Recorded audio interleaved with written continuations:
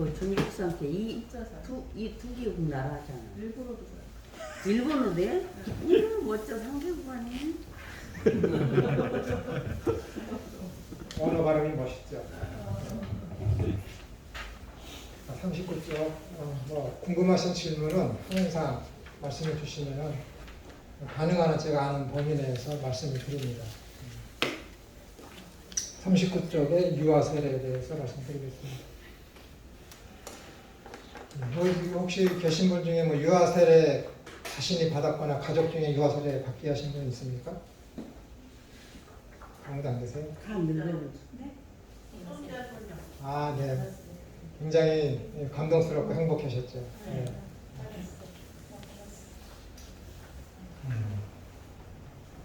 오늘 제가 세례를 받았다고 그러는데 기억이 없어요. 유아 세례를 받았기 때문에 기억이 없어요. 네. 우리 딸도 받았는데. 네. 잔치를 하셔야 돼요.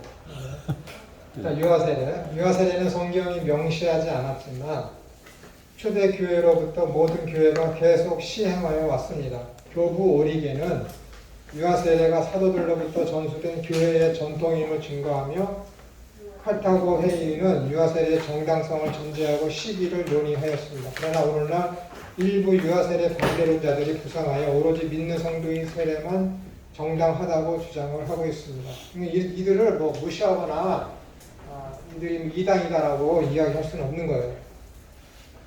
믿음이 세례의 필수 요건이기 때문에 유아 세례는 열등하고 해로우며 위험하다고 주장합니다. 로마 카톨릭 교회는 세례 중생론을 주장하죠. 이게 뭐예요? 세례를 받은 가정 시에 새롭게 태어난다는 것이죠. 개신교회는 모두 이신칭 교리에 따라 믿음이 구원에 필수적이라는 사실에 동의합니다. 그러니까 개신교는 세례를 받지 않더라도 성령 세례를 받으면 믿으면 구원을 얻는다라고 얘기하지만 천주교, 카톨릭에서는 너희가 세례를 받지 않으면은 결코 너희에게는 구원이 있을 수 없다라는 그런 주장이죠.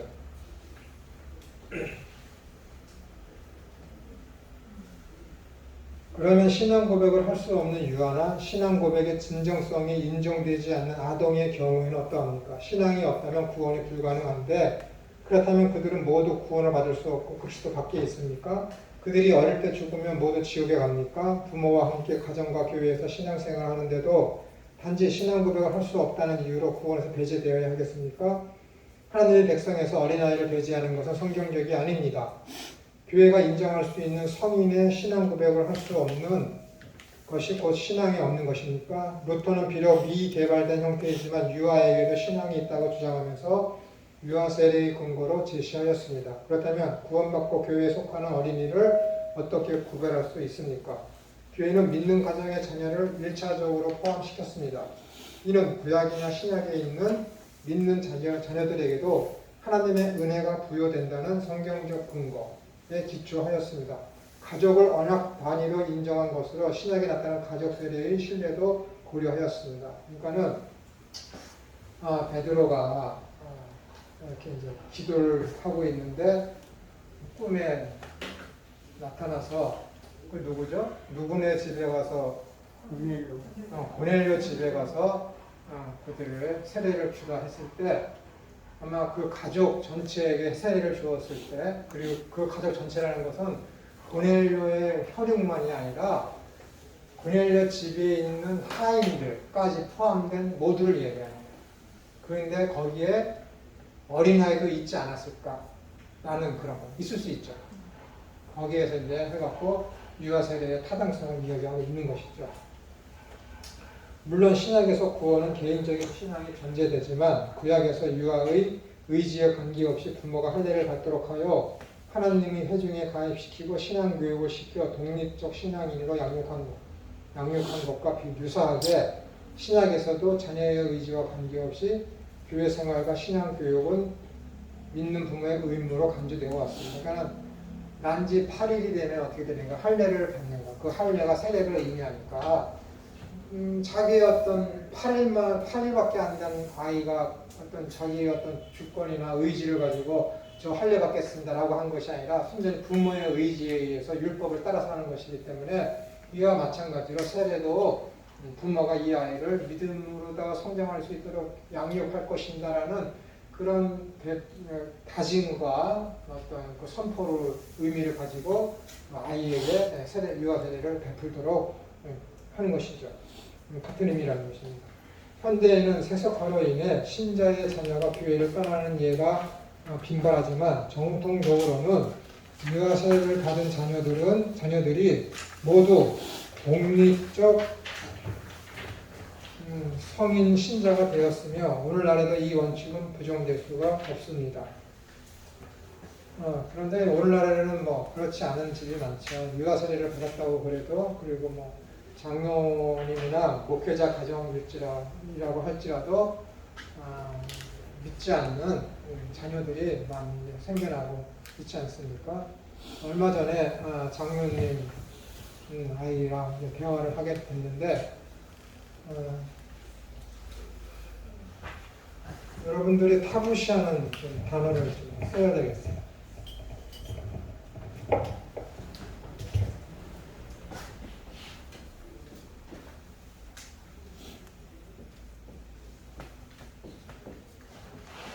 이게 둘 다 성이라는 거거든요.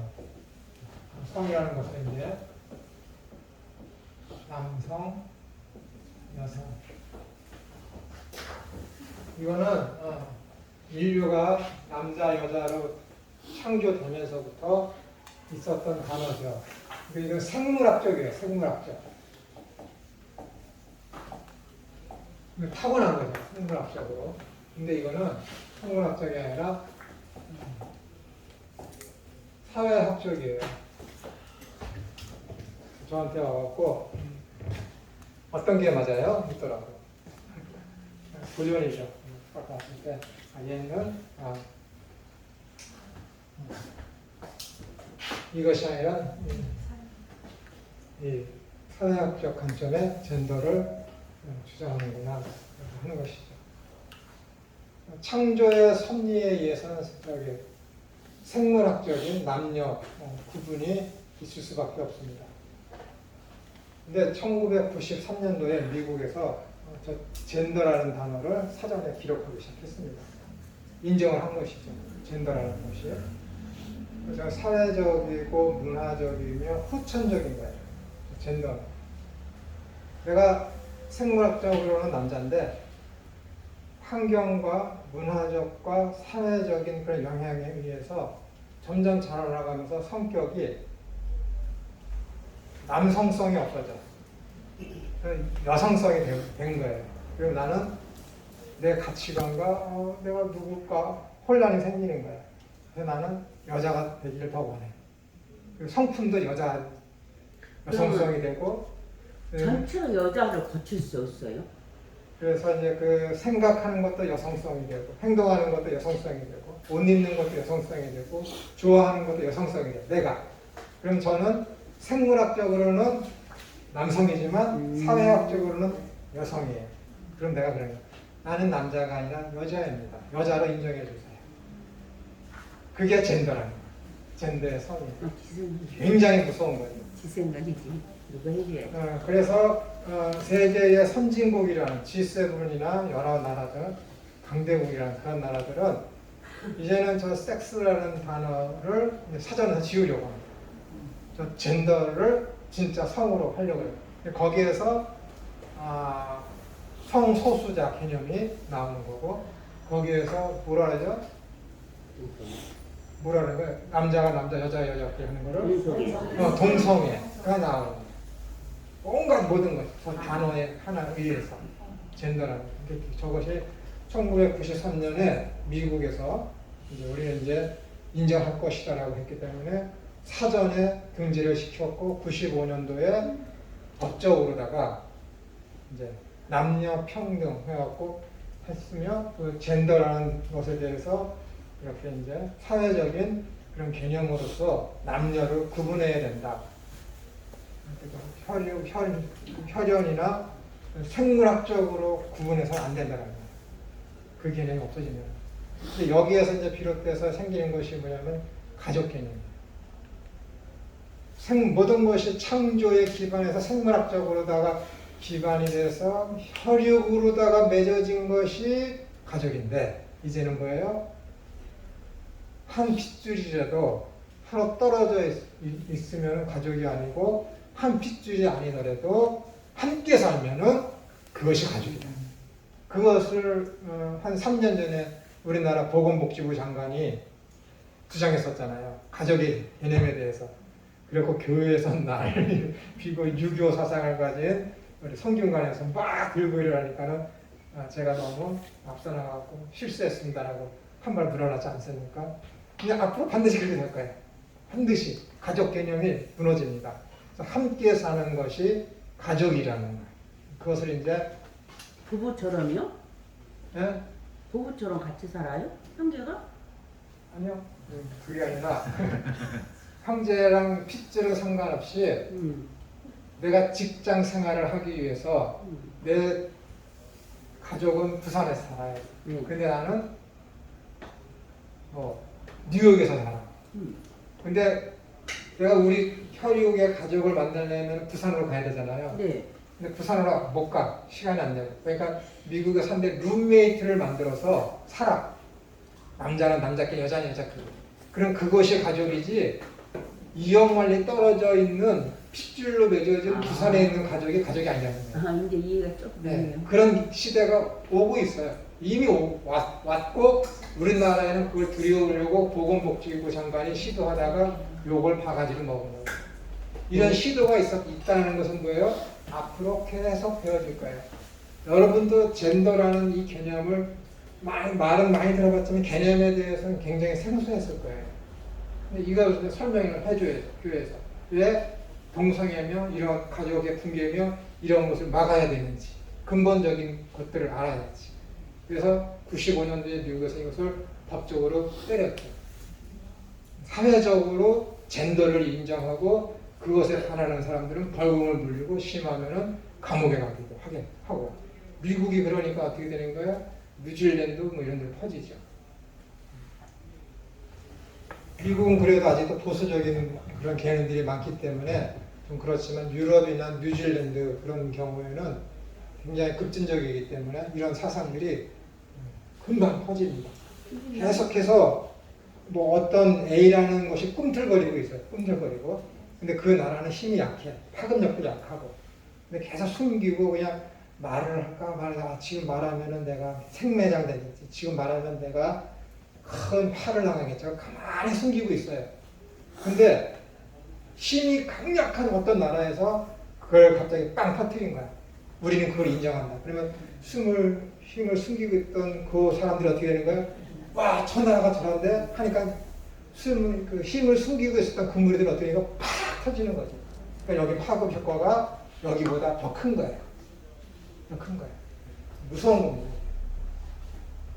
그래서 여러분들이 이런 성에 대한 생물학적 개념과 사회학적이며 문화적이며 후천적인 이런 개념으로서 젠더에 대한 이 성의 개념을 여러분들이 아시고 가정에 가서 설명해 주시고 교회에 가서 설명해 주셔서 왜 기독교가 이런 것에 대해서 반대를 하는지에 대해서 여러분들이 아셔야 됩니다. 또 어떻게 하실 말씀 있으세요? 예. 네. 저요 이렇게 부산이나 미국에서 이렇게 형제가 산다했잖아요. 네. 그러면 이제 너무 거리가 오니까 중간에서 만나서 산다했잖아요. 중간에서 만나서 사는 게 아니라 미국에 만약에 자식이 갔으면은 거기서 사는 거예요. 네. 한국엔 안 오고. 예. 그러면 한국에 있는 핏줄은 가족이 아니라 네. 거기서 함께 살고 있는 식구만 가족이다. 예, 그것을 가족이라는 개념으로 갖는다라는 거예요. 함께 있는 거. 함께 있는 거. 그럼 그러니까 호적 자체가 올라 가버리겠네. 호적은 남아있지만 실제로다가는 사람들이 환경적이며 사회적으로다가 구성원을 네. 그 한국에서 핏줄을 맺어진 사람들을 가족으로 취급하지 아니하고 핏줄은 아니지만은 함께 있는 이 사람들을 가족으로다가 사회의 구성으로 인정하더라는 지금도 것이죠. 그런 사람 많으니까 엄마는 한국에 있고 네. 아들은 미국에 있으니까 한국말을 못해. 네, 그거 똑같은 거 아니에요? 네. 아니, 좀 이해가 안 돼. 네. 미안해요 목사님. 아, 괜찮습니다. 이해되실 때까지 네. 말씀하셔야 돼요. 예, 감사합니다. 네. 이게 우리나라에서도 이 젠더라는 것을 사전적으로 된 의미로다가 학자들이 이야기하는 게 너무 다르니까는 네이버에서도 이것에 대해서 정의를 못 내렸었어요. 그리고 누군가가 설명해 주면 너무 주먹구구식이고 너무 모르고 이 사람 얘기하는 건 너무 어렵고 저 사람 얘기하는 건 너무 어렵고 서로 다 달라요. 서로가 다 달라요. 근데 이제서 네이버에서 이런 젠더에 대한 이런 정의를 학자들이 이야기하는 걸 정립을 해서 잘 정의해 놨습니다. 찾아서 여러분들이 보시면은 많은 이해가 될 거예요. 여기보다. 근데 이게 이제 거의 21세기에 가까이 와서 생긴 단어이고 21세기 한 10년이 넘어서 2010년이 넘어서야 우리나라에서 이렇게 언급이 되기 시작했기 때문에 사람들이 헷갈려하는 것이죠. 아브라함 카이퍼가 추정적 중생론을 주장하였는데 이는 신자의 자녀가 그들의 삶에서 그에 반하는 분명한 증거가 드러나기 전까지는 중생한 신자로 인정해야 된다는 현실적 이론입니다. 자력으로 신앙 고백을 할 수 없는 정신지체자나 지적 결손자의 경우 모두 멸망받는다고 정지하기보다는 그들에게는 별도의 기준이 적용되어야 합니다. 마찬가지로 유아나 아동의 구원도 그들에게 맞는 구원의 기준이 적용되어야 합니다. 그러니까는 구원은 하나님으로부터 선택을 받았느냐 받지 않았느냐. 선택을 받았으면 그가 유아로 태아로서 세상에 빛을 보지 못하고 죽었을지라도 그가 만세전에 택함을 받은 자라면 그는 유아는 구원받았다 라고 하는 것이죠. 그것이 장로교의 선택 교리입니다. 선택 교리. 그러니까는 사람들이 보통 뭐 교회 20-30년 다녔다고 해도 선택 교리에 대해서 이야기하면서 이 선택 교리는 이중 선택입니다. 그러면 헷갈려 합니다. 왜 단어를 그렇게 붙였는지 모르겠어요. 이중 선택이라는 것은 선택이 두 번 있다는 것이 아니라 이중 선택이라는 건 구원받은 자를 택하시고 구원받지 못한 자를 유기하셨다. 이걸 이중 선택이라는 거예요. 구원받을 자와 버림받을 자, 유기된 자. 이걸 이중 선택이라고 그러거든요. 그러면 이걸 이런 단어를 이중 선택이라고 붙였으면은 유기된 것도 선택입니까? 아니거든요. 아니에요. 조지신학자들이 이것은 실수한 것 같아요. 하도 이것이 몇백 년 이상을 이중 선택이라는 교리로 내려갔기 때문에 바꿀 어떤 능력도 없어요. 사회적인 어떤 신학적인 그런 어떤 기반이 마련되어 있지 않습니다. 마찬가지로 유아나 아동의 구원도 그들에게 맞는 구원의 기준이 적용되어야 합니다. 한편 유아세례 반대론자들은 유아세례를 헌화식으로 대체하려 하지만 헌화식이 뭐예요? 아이를 하나님 앞에 바친다라는 거예요. 바친다. 영적으로. 아무런 성경적 근거나 역사적 선례가 없으며 유아의 의지와 관계없이 부모의 의지로 실행하는 것은 동일합니다. 그렇죠? 그뿐 아니라 성인의 신앙 고백을 유일한 구원 판단의 기준으로 사용한다면 헌화식을 한 아동과 그렇지 못한 아동을 어느 모로나 구별하는 것도 아무 정당성을 갖지 못합니다.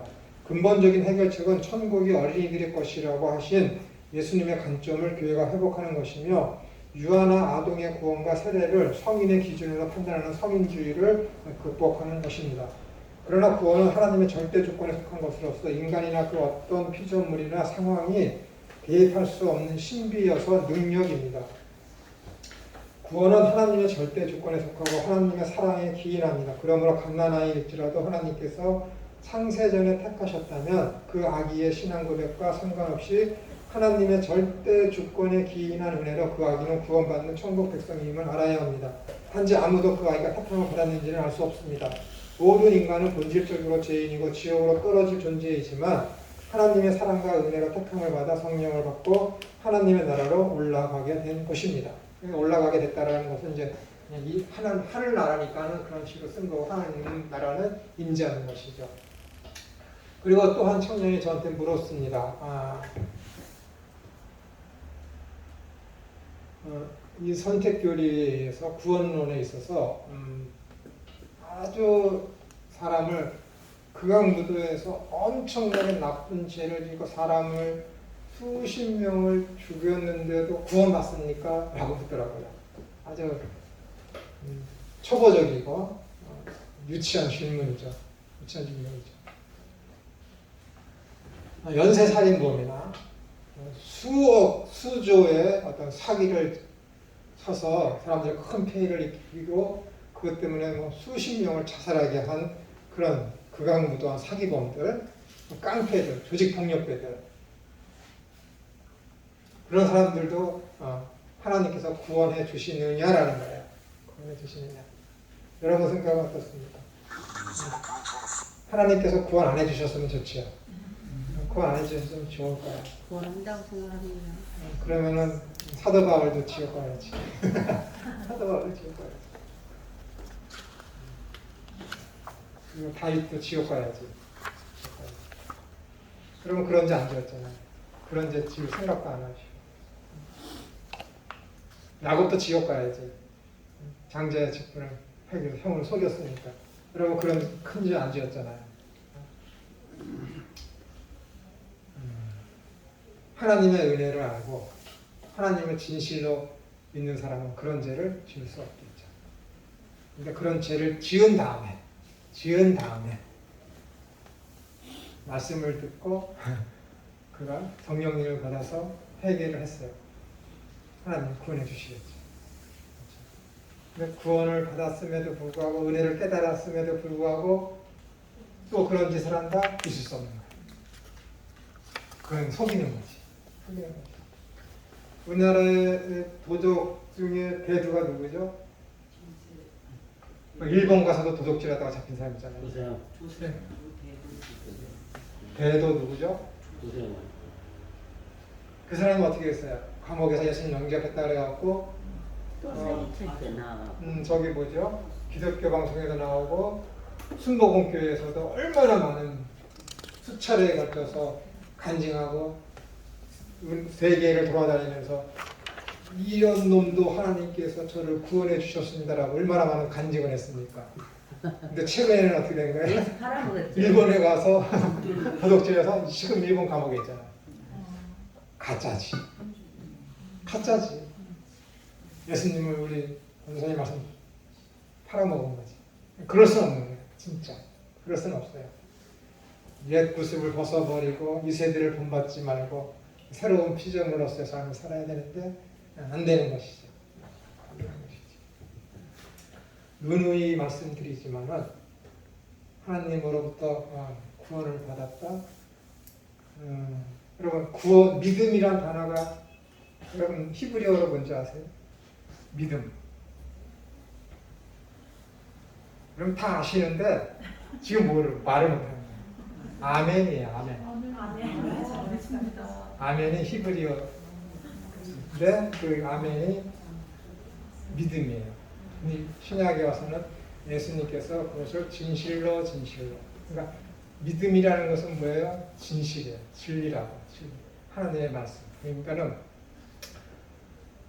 믿음이라는 것은 뭐냐면 믿음은 바라는 것들의 실상에 보이지 못하는 것들의 증거니라 하는 것은 믿음을 풀어서 한 것이고 믿음이란 히브리적 개념, 구약적 개념, 구약 안에서의 믿음이라는 것은 무엇이냐면은 하나님의 말씀, 하나님이 배설해 놓으신, 만들어 놓으신 물 안에서 뛰어노는 게 믿음이에요.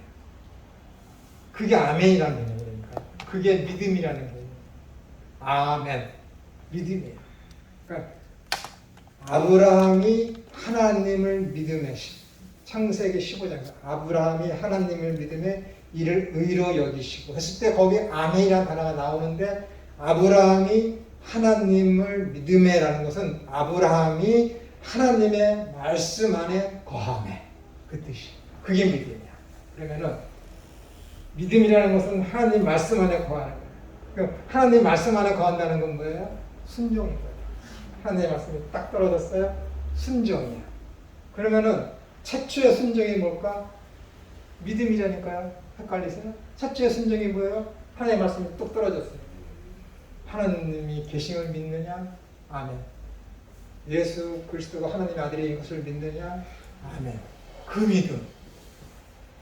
그럴 때 성령이 내 속에 들어와서 하나님의 존재를 믿고 예수님이 하나님의 아들이신 것을 알고 믿어. 거기에 순종이 되어야 돼. 말씀 안에. 그러니까 인간이 죄인이 하나님의 말씀에 의해서 최초에 순종되어지는 것이 무엇이냐면은 하나님과 그의 아들을 인정하는 거야. 거기에 순종되어지는 거야. 그거 믿음이야. 그 믿음에 로마서 1장 17절인가요? 믿음에 이르게 하나니 했을 때 첫 번째 믿음. 그거 믿음에 이르게 하나니 믿음으로 했을 때 그 믿음이 뭐예요? 말씀이 떨어졌을 때 그가 성령님을 통해서 마음이 유해져서 하나님의 계신과 그의 아들을 믿는 그 믿음으로 말미암아 믿음에 이르게. 그 다음에 믿음은 뭐예요? 순종이야. 말씀 안에 계속 거하는 거. 너 지금 예수님 믿어? 하나님 믿어? 그럼 믿어. 뭘로 보여줘야 돼요? 순종되어지. 그래서 믿어 순종케가 아니라 로마서 1장에 있는 그 말씀, 15장에 있는 말씀, 믿어 순종케가 아니라 믿음의 순종이라는 거예요. 믿어? 너 그럼 순종해야지. 순종을 뭘로 보여줄 거예요? 사랑입니다. 목사님, 네. 그 베드로란 사람 있잖아요. 네. 그 더덕길이 또 가서 더덕길 했는데 네. 습관적으로 더덕길은 하고 마음으로 믿었을까요? 그건 저는 모르죠. 난 그게 그건 상관없어요. I don't care. 아무 상관없어요. 그러니까는 이 여러분이 믿으면 어떻게 되는가? 반드시 순종이에요. 또 순종에 그럼 뭘로 보여줄 거야?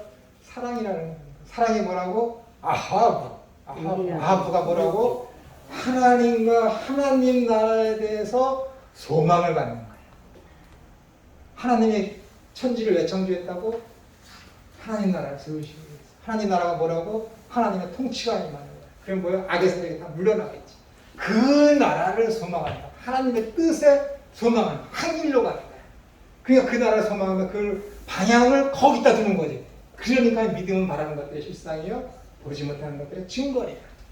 그러니까 구약과 신약에서의 믿음은 똑같은 거예요. 너 믿어? 말씀에 순종해야지. 순종해? 그럼 하나님 나라 소망해야지. 하나님 나라 소망해? 그럼 너 하나님 사랑해야지. 그러니까 믿음, 소망, 사랑은 항상 함께 있는 거예요. 어느 것 있고 어느 것 없어? 가짜라니까요. 믿어? 순종해야죠. 순종해?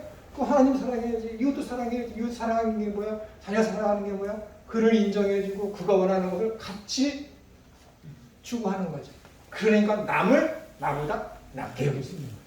그러니까 서로의 짐을 서로 질 수 있는 거죠. 그게 사랑이에요. 얼마나 대단합니까? 이게 사랑이라니까. 여러분 자녀 사랑해요? 친구 사랑해요? 부모 사랑해요? 부모의 뜻을 존중해야지.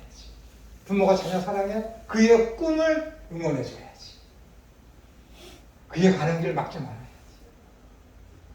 이게 사랑이라니까요. 뭐 주고 안 주고 그건 아니야.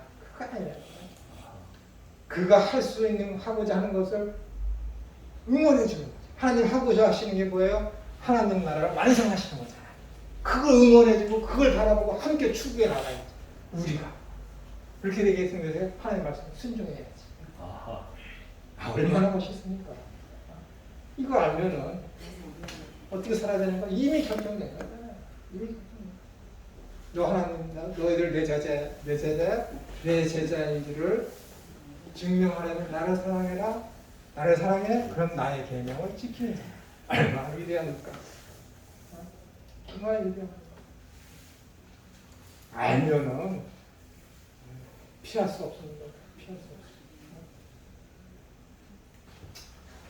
그러니까 사랑이 고린도 교회를 향해서 했을 때 믿음, 소망, 사랑은 항상 있을 것인데 그 중에 제일은 사랑이라 그들의 상황적인 면에서 있어서 사랑이 제일이지만 왜 또 그 사랑이 제일이냐면은 그 사랑이 내가 하나님을 믿는지 내가 하나님 나라에 대한 소망이 있는지를 증거할 수 있는 게 사랑입니다.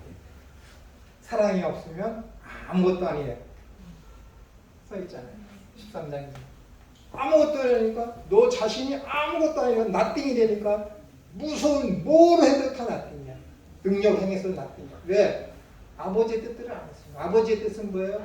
네가 하는 그 일을 통해서 하나님 나라를 드러내야 되는 거다. 하나님의 나라가 뭐라고? 하나님의 통치야. 하나님의 통치를 통해서 드러내는 게 뭐예요? 하나님의 속성, 성품이지. 폭군은 뭐야?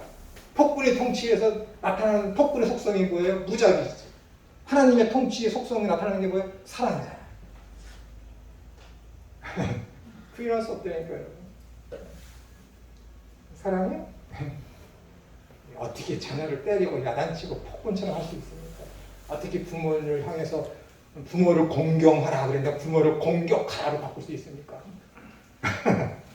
가끔 우리 딸내미 옆에 딱 있어서 교회 와서 이제 쉽게만 이렇게 누가 얘기하면 부모는 주의를 대 어버이 주의를 와서 얘기하면 꼭 에베소서 거기 있잖아요. 부모를 공경하라. 우리 딸내미 옆에서 부모를 공경하라 그러면 우리 딸내미 옆에 내려서 부모를 공격하라.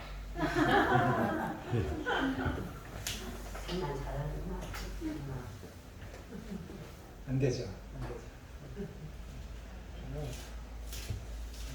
여러분들이 하나님을 믿는지 안 믿는지 증거되어지는 것은 믿음이 있는지 없는지 증거되어지는 것은 하나님을 사랑하는지 그러니까 그분이 추구하는 그 하나님의 나라를 사모하며 이루어지기를 기도하며 함께 그 길로 나아가고 있는지 안 하는지를 보면은 아는 거예요. 여러분들이 자녀를 사랑하는지 안 하는지는 재워주고 먹여주고 그런 건 기본적인 것이지만 그의 꿈을 지지해주고 그거에 나아가는 것을 함께 갈 수 있도록 응원해주고 있는지 않는지를 통해서 알 수 있는 거예요. 뜻을 같이 하는 그게 사랑이라니까요, 여러분. 먹을 거 주고 뭐하고 그게 너무 간단해요. 짐승도 하고 이방 그러니까는요 제 자녀에게 먹을 거 좋을 거 주는 거 이방인도 한다고요. 이방인도 하나님은 어떻게 돼요? 사랑하시는 그 하나님은 온전하죠. 왜 온전해? 햇빛과 비를 의인이나 악인에게 공이 똑같이 줘. 뭐 악인이 뭘 하려고 그래? 막으셔? 안 막잖아요. 응원해주고 잘 너가 바르게 하면 응원해주고 그거 하게 하잖아요. 사랑이라니까. 사랑만 사람이 온전하게 돼요. 사랑을 하느냐 안 하느냐가 아니라 사랑이 이 속에 있느냐 없느냐가 중요해요. 하나님의 사랑을 받았어? 그 사랑 내 속에 있어. 있으면 어떻게 돼? 그 사랑 표출되잖아요. 이해가 되세요? 이 속에 어떤 사랑이 있느냐는 거야. 이방인의 사랑이 있느냐 하나님의 사랑. 이방인의 사랑은 뭐예요? 자기 핏줄, 자기 자녀, 자기 배만 돌리는 사랑. 근데 하나님의 사랑은 뭐예요? 원수도 사랑한다.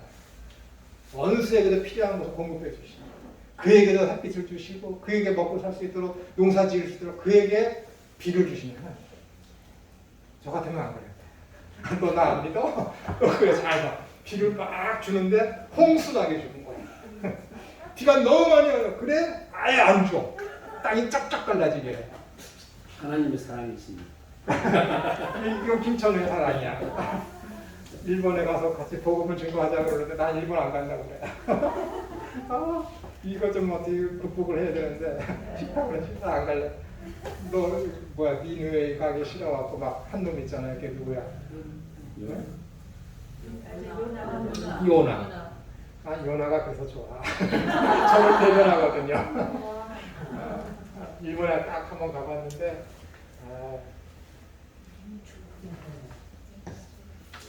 갈 기회가 있으면 가겠죠. 일본이 안 좋으세요? 저는 그냥 생리적으로 싫습니다. 여러분 가족 중에 일본인한테 매 맞아서 죽은 사람 있어요?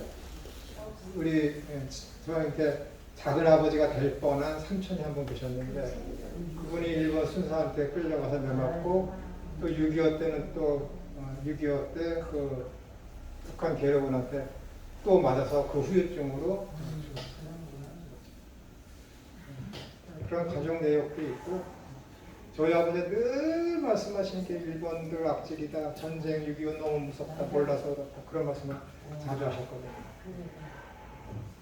저희 아버지가 어머니를 만난 게 경기도 화성 팔탄면이 저희 아버지 고향인데 부천 소사로 일 보러 왔다가 징병을 피하기 위해서 어머니 그 집이 파놓은 돼지우리 밑에 지하실에서 사흘인가 숨어 계셨대요. 저희 아버지의 성품을 보고 저희 어머니의 부모님이 근데 어머니가 시집 와서 사흘 만에 보따리 싸고 도망가다가 잡혔어요. 왜 그러냐면은 새벽만 되면 우리 아버지 가족이 찬송을 하거든. 노래를 해. 어머니 가족은 그런 거 전혀 몰랐었는데 이게 아침마다 이것이 이상한 소리를 막 하고 찬송 부르니까 이거 놀고 먹기 좋아하는 집안에 내가 속아서 결혼했구나 하고 보따리 싸고 도망오다가 삼촌한테 걸린 거죠. 네, 그렇게 된 거예요. 재밌죠? 네.